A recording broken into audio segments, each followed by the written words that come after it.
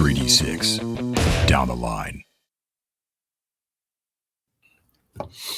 Okay, episode 47 in the books. A sad episode in the annals of the halls of Arden. I was just thinking it was almost doubly sad because if Ted had been here, then Mort also would have been taken out by that same explosion. But yeah, it's true. Because he was also at like 1 or 2 hit points or something. Yeah. I mean, he still would have had the same chances of living, but yeah, he would have been knocked out, definitely. Yeah. Yeah. Because the way it was playing out, we needed at least 2 rounds to get a bandage on David. You know what I'm saying? And that would have been doubled with Mort, because then you 2 people carrying out Onweir, 1 person carrying out Mort, that's just a lot of, that could have been a really, really bad, really. And also it takes like a full minute to, like, how many saves does he have to make? Like if you're out of combat, right? Like say we had pulled him around the corner, right? Mm-hmm. And it's out of combat. It takes a minute, you said, to apply bandages. So how many saves does he have to make while we're bandaging him? We would. That stops it right there. Okay. Well, it just like the moment you're tending to him, you're good. You know what I mean? Okay. The whole point is that I just don't want like bandaging to be something that you could do mid combat, like as an instant. Yeah, it makes sense. Yeah. It just makes you more wary again of going into combat, knowing that if you're dropped, you immediately go back into doing like every round of 33% chance of just outright dying. I like the rule a lot because it puts the fear of God into you, and there's no better way to really learn what the consequences are than actually losing a PC like this. But it sucks. It sucks. But also, the bandaging thing was actually my idea. That's true. Yep. That is not part of the actual rule. For Dolmenwood, it was just like they had to be magically healed. Yes. Right. In which case, everybody would have been dead multiple times. And I feel like at least I bear some responsibility to this, because I feel like ever since I set off the spirit, we've been in like this slow death spiral of like, suckitude. Like every session since then has been like one nonstop near death. Well, we can rest Eustace on you, but the hangar bays, you could have. Yeah, we all did that, and none of us, and it's period correct. None of us would have expected a hand grenade. Yeah, right. This would be the kind of encounter that you would have, like realistically, your characters would have nightmares about, like constantly. Like you would have had like massive trauma from what you just experienced. Same thing with Anaximander's death. The only reason I don't bring it up that much is because it was an NPC that you didn't know that well. But the completely foreign nature of it, how hostile it was, but both of your encounters with the spacecraft element had this the exact same thing, though, right? The exact same thing. Well, I can't remember why he didn't die, but Av got tagged by that robot too. Like he got hit. I think it was like his helmet that saved him or something. But I remember he also got shot. I remember that. Yeah, I can't remember he got hit. If I just flavored a glancing blow from a miss, something like that, or you probably, maybe it just didn't do anaugh damage to kill you.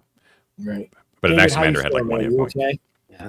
You seem a little irritated for the rest of the session. I'm just gonna say. No, you think I made a bad call? It's hard like for the first 5 minutes of the session to be an instant death moment. Like, I don't know if I was like fully wanting to fight the droid, to be honest. I was wanting to like see if we could like safely deal with the door. So like our first decision being to like re-engage with it without knowing a grenade would be involved was like a natural one, but is one which immediately got me killed, right? Like before I'd done anything the entire game, right? Like, so I was essentially an NPC sitting there watching y'all do stuff, and then I died, right? Like, I got you back in as quick as I could. Which is fine. It's not a big deal. Well, I'm trying to remember how it worked. Like we were not in combat at the beginning of the session. And you reinitiated combat with it. Yeah. I gave you the opportunity. It did not have to go on, right? You could have, So I did get you killed. Yeah. Well, you did. I mean, you did, which is okay. I'm not upset about that. No, the aggression was initiated by you by us debating like the whole pot shot thing, but the intent was like you wanted to take a pot shot at it, and so it reinitiated. You did not attempt to retreat first. right? Yeah. Right. Yeah. And We I were will all say though that I curious. was only trying to endanger myself. Like everything I Sure, did of in course. that encounter, I was only trying to endanger myself. course. I did not anticipate a hand grenade. Yeah, I thought- none of Anyone- us and did. none of I us mean, I'm the did. same place. Yeah, Yeah. right. No, none of 'Cause us did. Yeah, and I wanted to do it too. Like I did not want to try to open that door because the thing was on the other side there to kill us with its machine gun. Right. I didn't know that it had a hand grenade or I was really hoping that John telegraphing the sparks, plus it was overheating, plus it had taken some damage already, plus like all these other things that maybe it was kind of like a last legs kind of scenario. Like it was firing just fine, but maybe if I'd hit it with a 10 instead of a 1, like we could have killed it. Maybe, who knows, right? It's impossible. I mean, we were all curious and didn't want to leave yet, and we wanted to see Right. what was possible there. So it's a reasonable thing for you to try to take a pot shot at it, Yeah. right? Like, and we had both sunk resources into it, right? Like you with your chromatic orb and me with the bless. Like we were, It's in there I to think do it's stuff. a pretty well the way the encounter ended up shaping up, which is completely your doing by prying open the iris door and all that kind of stuff. It ended up shaping up into a pretty classic encounter where you got enough of a bead on like treasure to make it like a real push your luck sort of situation. You're like, oh my god, I want to get in there so bad. Just like, and so but you just ended up pushing your luck a little too much, right? Man, it cost you a life. David, if you were carpet bombing Gosterwick right now, you'd be having the best time. I know, baby. I know. Yeah, no, I don't know. It's a very interesting, well, and then interesting level, and man. see, then we got shy, right? Because then when you had your choice, also, because I felt the temptation to like duck into that room, Hardcore. sure, but that's what that room's job. Like if I were designing a dungeon, that's a honeypot, right? Like that's designed to get you in there, and there's Arden That's where I stuff in there. disagree, though. Like I disagree because it is the single mystery that we spend all of our energy to unlock and all of our intelligence to unlock. A honeypot would be obvious. The honeypot is the hall with items all over it, right? The like secret chamber that clearly people were like trying to uncover and kill each other over, which was so significant that people were being murdered and writing like secret missives about. To me, telegraphs like a really, really important thing to the cult itself that is probably profoundly important to us. And so like if there's anything valuable on this floor, the reason I was pushing for it, it's gonna be in there in my mind. I agree with you 100%. It's, in other words, I don't see it as a trap. I see it as an opportunity that we have to take when we can take it, if we will take it at all. Was why I was pushing for it. Yeah. You can go back. The only way that I see that it's a trap is right now. The real treasure for us is a way out. I agree. Yeah. I agree. I think, Mike, when you said I was irritated, I think the irritation was more that like, and I love you guys. It was a vote we were going through, but like I was pushing for that because of the time and the opportunity cost and the risk aversion.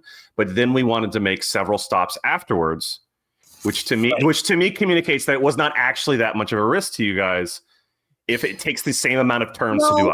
Right, because honestly, I was unsure about what our goal was. If we're going to take our time to like faff about on the dungeon level, if we're fearful that he's going to come our way, and then I'm like, well, shit. If we're going to faff about, we should get the most valuable thing on the dungeon level, right? Like, or we should dedicate. For my it to, feeling, like, man, is being on the far side of that barrier felt safer to me. It felt like we were no longer in the engagement zone, and which is very that could be reasonable. completely wrong. That could be completely wrong. We could have been sitting there taking a bath, and Eustace could have popped up and be like, "I'm gonna eat you." We have no idea. Yeah. But it didn't feel that way to me. The barrier feels like a 100% termination point. Yeah, and I get so I don't know. I think the thing There's with no way me, for us to man, know. is Yeah. John portrayed the Eustace thing really, really scary. Mhm. Like when he's like, "I smell you," I'm like, "I'm out." I'm like, I'm 100%. out. Like I'm running. Of course. No, I totally understand, and that's why it's not like actually a big deal. I'm just explaining what you were trying to intuit when I was sort of pushing for it. It wasn't. It's another good dilemma. This is the good shit. Yeah, right? it's just a dilemma. It's just no something easy we got to answer. figure out. Yeah. Exactly. Yeah. think And I don't just feel like wanna that come back. need, David, too. Like if you going back to the Onward's death thing, if you think of there was a bad call on my part or something like that, you should let me know. Like don't be afraid to tell me just because we're on the detox. No. I don't think it's a bad call. I think it makes sense. And like I'm saying, like there's a difference between like us processing difficult decisions and not being happy with all the outcomes, and us being angry at each other, right? So when you're like, I seemed irritated this session, the reason I shared the other thing isn't because I was like angry for dying, right? It's just that like I'm struggling with the stress of the scenario and trying to figure out what I think's right, and you're doing the same, right? Okay. And that's Yeah. natural to the just conversation we're all having. Yeah. Well, most important to me though is if there is a character death, whether it's retainer or PC, it should feel like it was a natural, fair arbitration rather than something like, I don't want us to look back and be like, well, if we had actually followed the rules this way, it wouldn't have occurred. You know what I mean? That sort of thing. Well, I don't think that's what's going on. I think what this is an interesting topic, and I don't think anything was unfair about it. I think what feels weird about it, and this is not me wheedling, is simply that we had an episode break between the two encounters, right? Mm-hmm. And that's not in any of our controls. So like we start a combat encounter. Theoretically, that plays out. We're engaged with it. The episode doesn't end. We continue to engage with it. It shoots a grenade at us. We go, well, we fucking tried to fight a robot, right? Like in our minds, we've been escalating to a point of information in which by the time the grenade comes out, it's not surprising. And again, this is nothing you did wrong. I'm just saying it's interesting within the structure. The episode break means that we start off and we assume we already know everything we need to know about the robot because it's already unloaded what we think is all of its payload. So we're not expecting a grenade, right? Because we have forgotten all of that information by the time when the next episode comes. Yeah. And that's no one's fault, right? That's the only reason it feels like a surprise that a grenade would come out. But that's also makes perfect fucking sense. I'm not upset about that. You know what I mean? Like, I just don't want you to think that there's no upset. Yeah. Like I think this encounter is too easy and I'm adding a grenade launcher. No. Like believe me, it's in the stat block. No. No, I don't think that at all. It's like I said, it was only jarring because we just started this session and I was like, oh, I'm dead. You know what I mean? Like, well, that's part of the reason I don't really like breaking in the middle of combat. You know, we've done it kind of twice now because you just kill that momentum. But we are limited by we're limited by the East Coast time element. Hey, when I said you looked irritated, man, I didn't mean because Onweir died, because I know that you're okay with character death. Like that. I felt like your frustration was like because we didn't go into the treasure room. Because you know what I'm saying? Like I felt like you were being thwarted as far as like what you wanted to explore. And in which case, I'm sorry. Like I feel bad about that a little bit. No, you're fine. Plus, what about up the nose, man? You guys thwarted that too. Poor David. Well, you kind of. I think more than anything, it's more than anything. It's probably, and this is maybe like internally petty. I don't know. I'm feeling like I'm just sitting without a character, and then when I get a character, I'm not doing the thing I had. And we all go through this, right? Because like we don't always get to do what we want to do, right? And that's just natural to the game. So there's no bad feelings, truly, right? Like don't feel about it that way. And for what it's worth, I totally want to go up Arden's nose. I think that's we're gonna do it all. Coolest thing. Yeah, but I want to look around this room, drain the pond, and before I go up there, I want to fish. I need some food. I think overall, like I'm getting the impression, and correct me if I'm wrong, that there's always this sort of like struggle that we're having between doing fun, adventurous things, but then also weighing that against the very real chance of TPK, and you're at a very dire, or you were in a very dire situation, and so just looking on Mike and Matt's side, David, I understand where they're coming from. Like they wanted to be extra cautious because they were so worried about just ending everything here. But then on the other side, I totally understand where you're coming from, David, where you got this new character and everything you're trying to putting out there is sort of being not shot down, but just sort of argued against in the name of survival. You know what I mean? Right. And this is natural. Like what I would say is, I think it's an interesting subject, right? Because I think all parties probably encounter this, and like everyone said, like I have a very low. It's probably clear. I mean, it sucks to lose a character. I like Onweir, but I have a very low or a high pain threshold, I guess, for losing character. It doesn't bother me that much to lose a character, right? Yeah. Like I might be like frustrated with circumstances like we all do, but like it's the actual loss itself is like pretty like fine, right? And the other thing is like lethality, like you said, and fun are always in a scenario like this, whether it be Ardenville or whatever, going to be a friction point. And like we all encounter this, right? I mean, me more than anyone, like spitting ideas and pushing you guys to do shit, right? Like the imminence and the magnetism of a fun idea that then also jeopardizes other people is always going to be like a social negotiation. And whoever is proffering an idea is going to feel like it's worthwhile for the risk, always. So anytime I do that, I'm going to feel like it's worth it this time. Anytime y'all do it, you're going to feel like it's worth it at a time, right? Like, and that's going to naturally happen, right? In any, party, I think. and there's going to be pushback and whatever. And if it goes poorly, we're going to be like, well, we should have done it, right? And if it goes well, we're going to be like, well, see, I was right. And there's always like a capacity to sort of like view it that way in retrospect. But the important thing is to have the conversation we're having and be like, well, we're just trying to have fun. Well, one thing I kind of want to correct there is it feels like a lot of times what people's perceptions are about like the game is everyone thinks you're like the agent of chaos. It's like, everyone's going to die. But you actually like, if I had listened to you, we never would have set off to Eustace in the first place, right? Like you were actually like more than me. The one who's like, hey guys, like, is this a good idea? Right. Like, and like, so I don't know that I want it. Like, you're not like, but the flip side of that is that in this version of D&D, character death actually has a bigger impact on the party as a whole than like 5th edition, where it's like another point by character, start at the same level as everybody else, and let's continue on. Like, if the 6th level cleric goes down, our party is really fucking hosed for like a long time.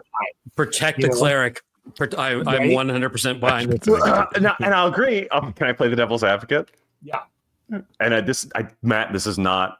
God, how do I communicate this without it seeming like a person? It's not. You go, David. You go, David. I mean this with all the love in the world. The problem that David. occurs is the higher level characters are then tacitly more defended the longer the campaign goes. And then people who have died will continue to be sacrificed typically more often for the protection of the like gold value of the high level characters. So those characters will live the longest typically because of that perception, even if we're not actively thinking that way. And I'm okay with that because obviously the cleric's fucking awesome. And I do not want anyone to die, but there's probably a reason that I've sacrificed myself more twice. That isn't just chaos, right? There's probably a reason for that, right? It's not just like happenstance, right? And that's okay, but right, that is like part of the ecosystem of that. Like, I don't know, man. A 5th level arcane caster is a huge investment in experience points and treasure. You are not like an expendable character at that point. Like, no, not at all. Not at all. A lot. Not having a 5th level caster anymore. 100%. Right. No, I mean, Onweir's death was a result of pushing the luck too much. You know what I mean? 100%. Yeah. Like if that robot was guarding like an empty stone cavern that was 10 foot by 10 foot, you wouldn't even bother. You just would have skedaddled as soon as you possibly could have. But you decided to linger, right? And that's what led to the death. Makes perfect sense. I really wanted an expert fighter, dude. I really wanted that expert. So I have a question. I at the end of this is a big pivot, just to theorizing. And I'm gonna pose it, and I already think it's not the case, but I'm curious what you think, because the scorch marks would tend to counteract this thought process. But the presence of water, essentially on the same level of this irised door, did put into my mind that there's a possibility that this doesn't open into air, but opens into water, because you have the potentiality to pressurize on both sides. The problem is then I couldn't like explain why there'd be like blast marks, right? Because if it was propelling out of a water scenario that had filled up or whatever, like a submarine, chamber, it wouldn't do so. I don't think. Well, we don't. But I don't know. Exhaust is one possibility, but it doesn't mean that it's the only one, right? And the reason I mentioned it is I thought like spatially, I'm like, well, we keep going down. What if these things shoot out from the lake at the bottom of the waterfall? So this is actually something I was really excited about. So the only way that this makes sense is that if the lake in Arden on the surface level is draining down into this some way and then emptying out as some part of the waterfall, probably, right? Because that would conceal its nature, right? Like it would probably be flowing. And the thing about the hangar is actually like 30, 40 feet above this thing. We went down like 20 feet, right? That's correct. Yes. And then you went down 20 feet again underwater. So the hangar's now up here. Yeah. I think that we are really close to the lake. I think we are really close to the edge of the mesa or whatever it is, the cliff. And I think that if we were to Goonie style down this lake, if we had water breathing, we could Goonie style this thing and go right off the waterfall. Like I think it would definitely go that way. It's an excellent line of thought. And one thing that you want to think about physics wise, and I'm just trusting in Richard's version of it here, but when you're in that lake, right? So you're in that room that's entirely a lake, but you can feel that there is a current, and you've confirmed that it's draining in that direction eastward, right? So it's and the current is constant. right? Where's the So water coming from? Exactly. Where is it? You know where it's going. Where is it coming from? Coming from the lake. Well, no, Right. like in this room, it's got to be coming from somewhere. Correct. There's got to be an inlet. And supposedly you've mapped out with your vision the bounds of the entire lake. But where is the water coming from? Arden. The surface lake, man. The surface lake or the river has a hole in the bottom. How is it getting into the room where we're in? There's going to be some sort of underwater passage underneath, like where the stairs are or something like that. There's going to be a big round tunnel, and the water is going to be coming out of there, draining directly from the lake or the river or something. And then it's going to be going to a passage on the eastern wall, and it's going to be going straight out to the waterfall. This is my theory. And if we had a 3rd level arcane caster or a 5th level arcane caster who had water breathing in his spell book, we'd have that. I know you could get one pretty quick. Dude, that thing, I just looked that spell up. That lasts a day. Do you have water breathe for a day? Have you encountered water breathing from a spell or scroll that you've picked up in the past? I don't remember. Oh, but I think the moss above our heads is going to give it to us. And you know who can do that? Incandescent grottos. All we got to do is get Elizabeth to level 3, or so that she has 3rd level spells, and then she can do it for us. Nice. I mean, that's pretty awesome, dude. That's a great exploration spell. It's so much better than any other version I've seen. The only way it could be better is if it was like an hour, but it was like 8 people or something like that. That would be better for like a party. But yeah. So anticipating exploration of underwater environments and stuff like that going forward without water breathing, we'll have to be relatively realistic about it, right? So there's assumption in BX basically that you don't have to have like a swim skill or anything like that. Everyone can swim, right? But you will have to take into account weight of armor. And there's no fast rules for it, at least that I'm aware of, but I would just and I don't really feel like looking anyone's up, so don't bother telling me if there are anyone out there, please. It's just sort of like if you're wearing heavy armor, you're going to have a tough time, basically.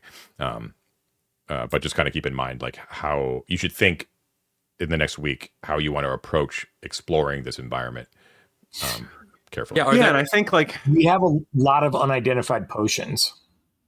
You do have a lot of identified potions, yeah. And I also think, like in general, like you said with the physics thing, it probably merits us think about not just the real. Yeah. I mean, how we can use things like current and ropes and all of these sorts of things to our advantage with a rudimentary understanding of like buoyancy and physics and all that can be like a creative potential that's worth like mulling over. You should keep in mind too the presence of the flotsam at the base of the stairs. What was in that flotsam? The fact that there was a corpse on the southern ledge, right? So there's obviously something going on here that's not just your average underground cavern, right? There's like body parts and stuff like that, and The other thing I want to bring up too is that because this room is constructed, and we saw that on that engraving on the western wall, there might be some mechanical functions in this room, i.e. in Arden's nose or something like that, which would shut off the water or something else, right? Like if it shut off the intake of the water, if there's some sort of mechanism that does that we haven't discovered yet, then this room would potentially drain, providing us maybe with an egress on the other side. Or exactly. Because think about it. He's a sculptor. You can't sculpt things underwater. Right. He would have to sculpt this and then let the water come in. So some means of stopping the water from coming in has got to be there. Right. And the inverse, for what it's worth, the inverse could be true, and we could flood this passage entirely, and that corpse could have drowned. Right. That's a good point. That's a real good point. For what it's worth. Yeah. Right. I don't know. Interesting. Well, we got some stuff to figure out in this room for sure. Also, who's the dirty hobo living up to the north, man? I think it's gonna be some halfling who's just basically living off a crayfish down here and just like hasn't been able to find a way out. And we should go talk to that dude too. I still suspect that it's that one halfling guy that was part of I forget the Plumthorn's gang. Right, I forget his name. Carloman Fleet Fingers. Yep, I think Fleet Fingers got away from the goblins, and escaped down here, and he's been living in that garbage room. So, point of order for determining what the identity of that person or whatever is, if there is someone there, is that both Onweir and then the rest of the party at a later date, I mentioned the presence of the feet, but neither Onweir nor the rest of the party actually took the time to investigate that footprint in any sort of. I thought we did. I thought Onweir did. We knew it was halfling for sure. I thought. You did not know it was halfling. All I said was it was smaller than normal human. I remember we knew it was a goblin. Is it a goblin? Right? And you said no. I said no, but you guys have made the assumption that it's a halfling. Only based on the fact that I said it is a small bear footprint. I'm just putting it out there. You could be totally 100% right. But I'm just saying that's your idea. I did not telegraph that to you. You said it's a bear footprint. Maybe there are bears down here. BARE. I should. Okay. I will qualify. Yeah. Awesome. It's old Greg is who it is. Old Greg. Old Greg from Hole in the Oak. All right. I can't believe you remember that. That's a long time ago. Okay. I guess we'll leave it there, and I'll get over to editing, and we'll call it a night.